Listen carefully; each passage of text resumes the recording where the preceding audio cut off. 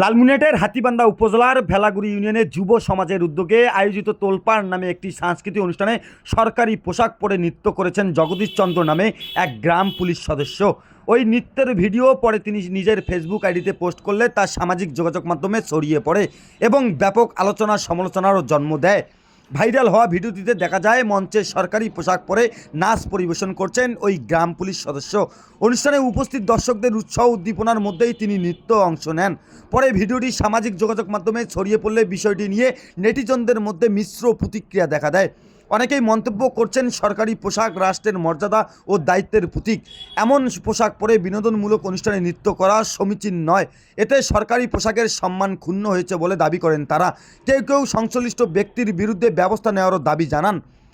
এ ব্যাপারে গ্রাম পুলিশ সদস্য জগদীশ চন্দ্রের সঙ্গে কথা হলে তিনি বলেন,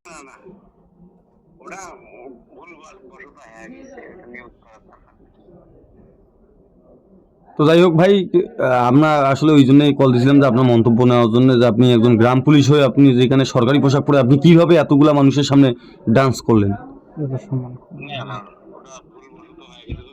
সম্মান করি না।